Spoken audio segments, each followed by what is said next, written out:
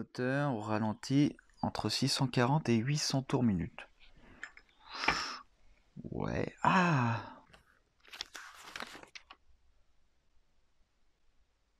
Bah arrête. Friday? C'est toi qui es en avance ou c'est ma montre qui est pas à l'heure? Déjà, on va commencer par le chat. Voilà, le chat, c'est depuis plusieurs semaines le souci principal de la chaîne Matt Forge Botter, si tu veux. Bref, il y a quelque chose qui se passe. Ce matin, ça fait plusieurs jours que ça y est dehors, c'est sûr. Mais en gros, je l'ai vu ce matin. Voilà, ce matin, il a ramené une offrande pour déclarer la paix. Alors j'espère qu'il se fout pas de nous, parce que c'est pas la première fois qu'il nous fait ça, et qu'après il s'acharne sur mes voitures, ce salaud. Mais bon, pour l'instant il a l'air de se calmer un petit peu. Alors est-ce que ça a un rapport avec le fait que la voiture soit dans le garage, du coup il peut plus monter dedans? Je sais pas, mais en tout cas pour l'instant il y est pas remonté dedans. Donc on avance sur le bon chemin, on va dire ça comme ça. Avec ce chat là, depuis qu'on le nourrit, bizarrement il n'y a aucun autre chat qui vient à côté. Tu vois, il y en a pas, il y en a plus. Et je me demande si ce mec, il défend pas son territoire. Je pense qu'il défend la voiture pour pouvoir aller dedans et dessus, mais que lui tout seul. Tu vois, le égoïste de base, le mec vraiment, il y a que moi qui existe. J'ai l'impression que c'est un peu ça. Par contre, il se passe autre chose. Alors, je pense que c'est mon grand copain en haut, le mec, le copain de tout le monde. Je crois qu'il en veut à moi personnellement, je pense, ou il me met à l'épreuve, mais il y a un truc, c'est sûr. C'est sûr. Il envoie tous les chats déjà. Bon, et là, tous les matins, il y a un corbeau sur mon toit qui me casse les noix. Mais non, écoute, qui me casse les noix littéralement. Je ne savais même pas que c'était possible. Et en fait, ça fait un bruit, ça résonne. Enfin, je te montre en image, c'est.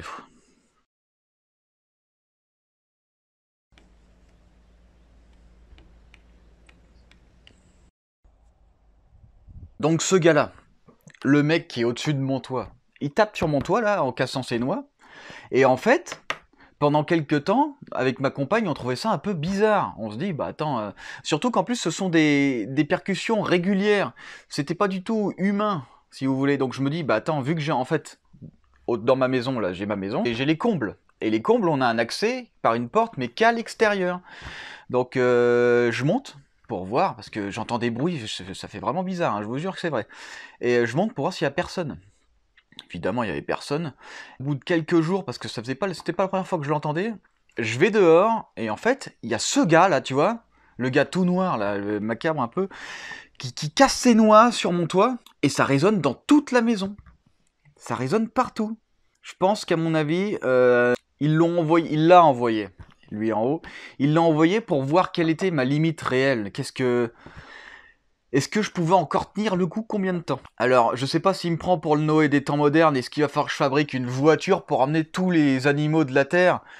Je sais pas où, pour que, voilà. Mais il y a un truc, il va m'envoyer quoi la prochaine fois? Ok, donc aujourd'hui, pour la Manta. La Manta, là, on est quasiment à toute la fin. J'ai remodifié le collecteur d'admission, déjà parce que j'avais fissuré les verres. Et j'en ai profité pour rabaisser les cornets. On en avait parlé en commentaire, certains en avaient parlé en commentaire, comme quoi mes cornets étaient peut-être trop près. Alors j'ai pas pris le risque, vu qu'il fallait que je change mes plexiglas d'admission, j'en ai profité pour raccourcir un petit peu les cornets. Ça ne joue pas sur le côté visuel de la chose, donc c'est pas un problème. J'essaye en ce moment de mettre en œuvre la cartographie. Bon, ça fait une semaine que j'y ai pas touché parce que voilà, parce que je me repose un peu, parce que la BMW, parce que machin, la BMW, d'ailleurs la carrosserie me travaille un peu en ce moment. Est-ce que je vais la laisser comme ça? Est-ce qu'on va faire des modifications? Est-ce que si, est-ce que ça? Il y a le budget aussi. Quand est-ce que je vais pouvoir la reprendre? Quand est-ce que si? Il y a plein de choses qui font que en ce moment, je suis un peu, on va dire, ailleurs. Mais ça n'empêche que les projets avancent. Donc aujourd'hui, ce qu'on va faire, on va s'occuper de la Manta. Il va falloir faire un ensemble de choses, parce que ces vidéos que j'ai tournées datent de plusieurs mois. Comme je vous l'ai dit, on a plusieurs mois d'avance sur ce projet. Donc ça dure depuis plusieurs mois, on a toujours l'environnement qui est pourri un peu. Là, on va faire l'installation des phares, on va faire l'installation du système de freinage, on va faire qu'est-ce qu'on va faire d'autre? Tu verras.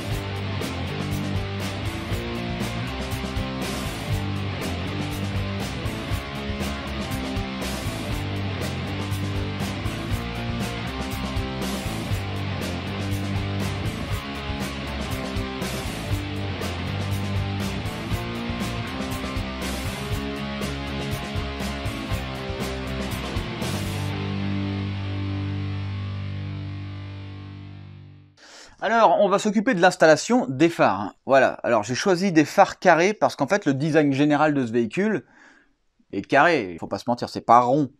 Donc, les phares rectangulaires, pardon, pas carrés, c'est des rectangles, étaient le meilleur choix à faire pour ce design. Si j'avais eu un design un peu plus arrondi, regardez ici, c'est très carré, hein. Clac, clac, clac, très carré, très carré, très carré. Même si on a des anti-brouillards ronds, il fallait qu'on ait des phares carrés principaux. C'était important. C'était important.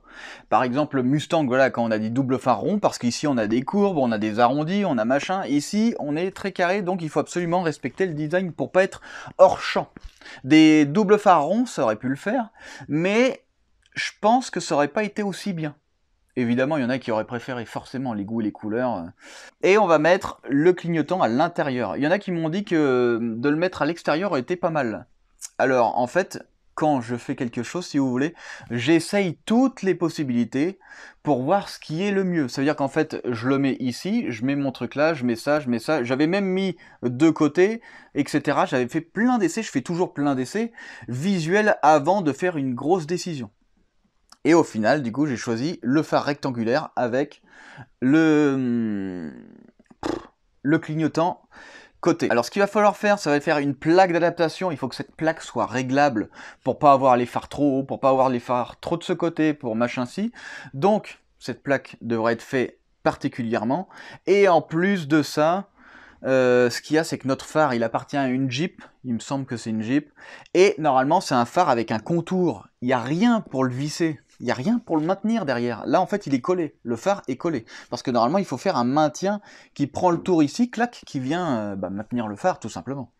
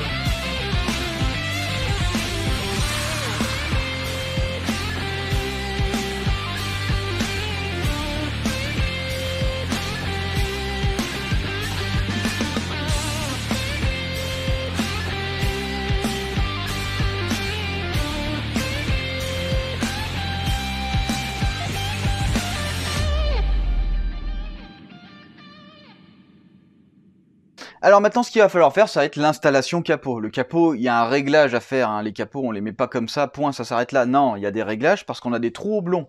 Les trous oblongs, si vous voulez, nous permettent de choisir la position du capot parce que chaque véhicule indépendant fait d'usine a, on va dire, il peut avoir des montages très légèrement différents. Donc on a des trous oblongs qui nous permettent de pouvoir mettre notre capot comme il se doit. Ensuite, une chose importante, il faut absolument que votre capot, une fois que vous l'avez fermé, que vous puissiez le réouvrir. Et pour pouvoir le réouvrir, il faut que la partie ici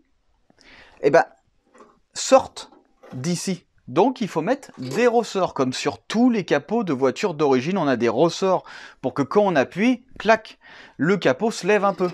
Et si on met pas ça, ton capot, tu peux pas le retirer, comprends-tu? Donc il faut absolument faire ça. J'avais fait l'installation des vérins, j'ai changé 4 fois de positionnement, parce qu'il faut penser à la batterie, il faut penser à machin, si, ça, bordel, shit. Donc c'est super chiant. Alors, le capot, qu'est-ce que ça donne? Et après, on a nos goupilles. Tout simplement. Et voilà, notre capot, il est fermé. Pour l'ouvrir, alors malheureusement, c'est un capot quand même assez lourd. Et avec les ressorts, on est à la limite. Mais on peut quand même l'ouvrir. Et après, tac. Donc là, notre capot, c'est bon. On a la fermeture, on a l'ouverture. On n'a plus de problème. Puis voilà.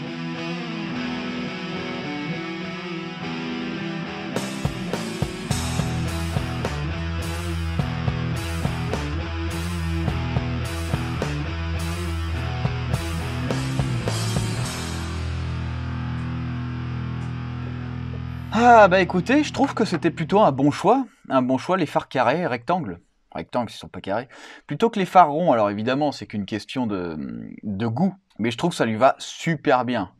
Bah évidemment, le système électrique complet, il n'a pas été fait là, hein, il a été fait, on verra ça plus tard, avec la gestion cartographique. Mais et puis y a pas que ça. Bah tu veux voir ou pas dedans? Tu veux que je te montre Bah viens, tu vas voir, je vais te montrer. Vas-y, rentre, fais pas ton timide. Hein. Tu vois, ici, là, ce sont les phares. C'est les 3 trucs.